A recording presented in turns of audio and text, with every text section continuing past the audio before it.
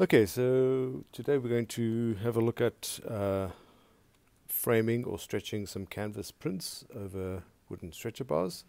So these are the prints on the canvas. The wooden frame looks pretty much like that. So it's mitered and stapled in the corners, and they will be measured to fit within the canvas. So the first thing we're going to do is we're going to mark off on each corner a reference point for the frame. So to transfer these markings, the first thing we'll do is just get a piece of paper and a colored pencil and just transfer a bit of the pencil onto the paper. Next thing we're going to do is on each corner lift up the canvas, find the intersecting point of the two fold lines, and at the back of the canvas just rub against the point of the little, I'm using a screwdriver, but you could use any not too sharp but pointed object, and you'll see it's transferred a reference point onto the other side of the canvas. So repeat this on all four sides. Let's see, it's transferred the point.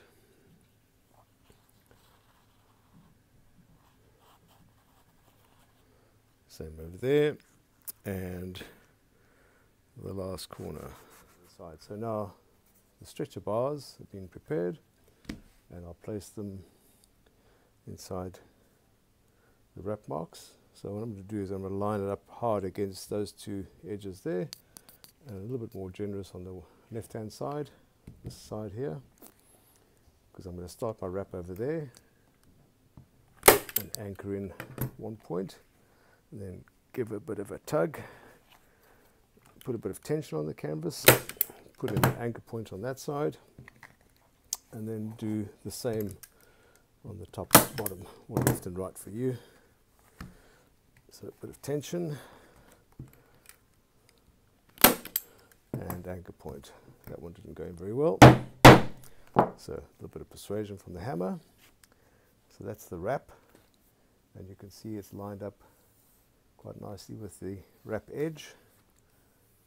And if you're using a clear color like a black or a plain color or white, it's going to be quite difficult to line up those edges perfectly, and that's why it's so important to have those little transfer spots in. So let's give it a bit of tension. So I'm going to just tension the side closest to me and put in a couple of staples, and incidentally the staples are approximately an inch apart. Right, now flip that round and do the opposite end first. So what we're doing is we're creating a tension across the canvas, this section here. First of all, a couple of staples, just help those in. Okay, and now what we're going to do is just turn it 90 degrees and do the same across here. So we'll end up with a cross-shaped tension strip through the canvas. So add a bit of tension, and you don't want to over tension it, just get a feel for the breaking point of the canvas and make sure you don't go too close to that. Right, so a couple of staples on that side, turn it round and do the same on the opposite end. So two staples on either side of the anchor point. When you're dealing with a much bigger canvas, you can probably go 3 or 4 on either side on your first round. Okay, so that's our initial canvas wrap. It's got a bit of tension in there, and it's got the cross shape tension bars. So what I'm going to do now is locate the sides of the canvas. So these are the left and right. I'll do the top and the bottom last, so I'll do the sides first. So we'll staple these right up to the corner. And the reason I do that is I like my folds to be on the top and the bottom of the canvas. Just looks a bit neater for me, but everyone have their own way of doing that. And make sure your last staple on the sides is pretty close to the mitre joint, just to give you a nice tight wrap on the corners. So tension, staple up into the corner, and likewise here. Right, so the corners are quite important.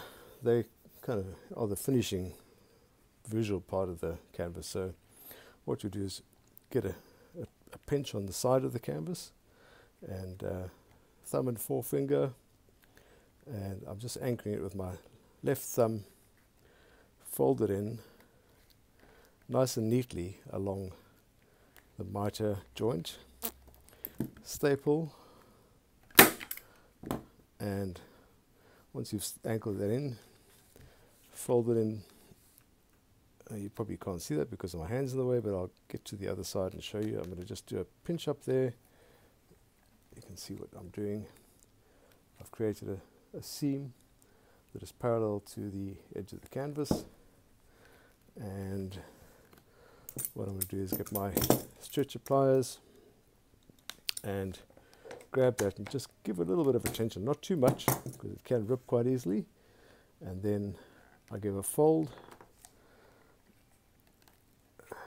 So I folded that away from the edge just to give a neater corner, and I'm going to put a couple of staples in there to hold it nice and firmly, and then pinch up the canvas nice and tight. Okay, so let's see if you can see a bit better on this side. So pinch thumb and forefinger, or middle finger, and thumb and forefinger. I've pulled the tension across here into that corner, got a nice tight wrap along the mitre line, put in a staple, and then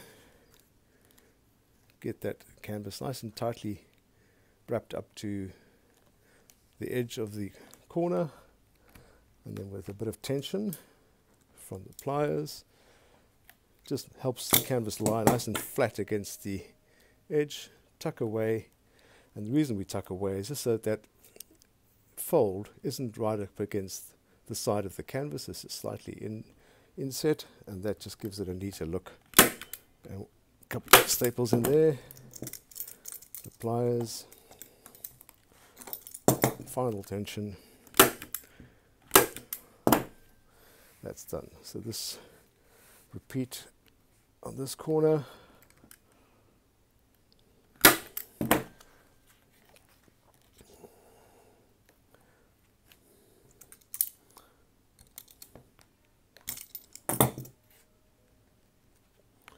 Fold away.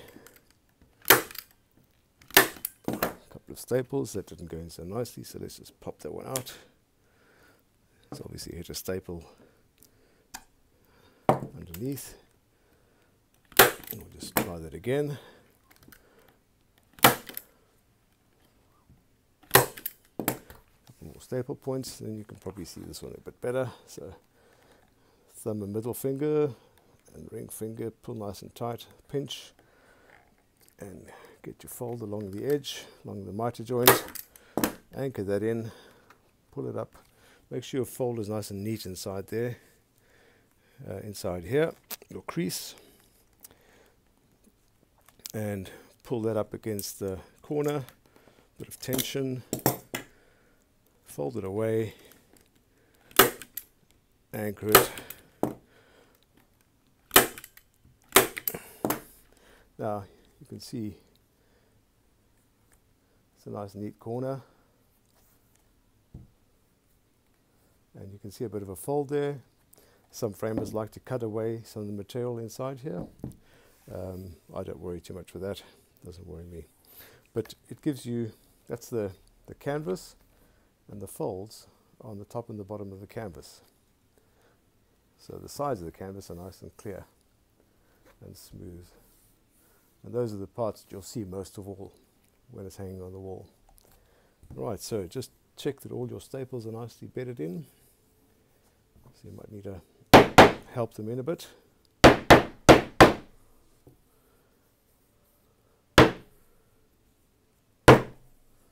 Right, once that's all done, you can finish off with some framers tape. So the tape I use is a 35mm paper-based framers tape. You do get brown tape that is similar. Just whatever you do, don't use packing tape for this, and probably would recommend you don't use masking tape, because neither of those are acid free and they're going to eventually discolor and maybe even damage the canvas. So get a good quality acid free framers tape. They should be available at craft stores or through a framing supplier. And this just finishes the canvas off nicely at the back. So although you don't see it, when the owner of the canvas or the recipient turns it over, it looks nice and neat at the back. So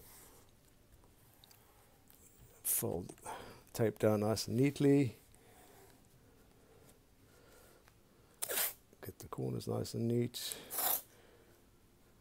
along the edge.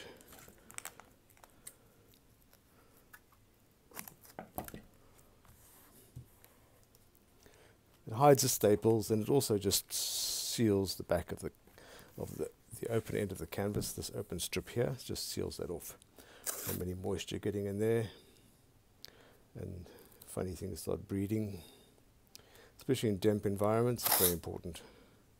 In a dry climate it probably wouldn't be that critical, but you'll probably find insects will start nesting in there and it'll just get manky. So good to just seal it up. There you go. So that's the Shell Finders.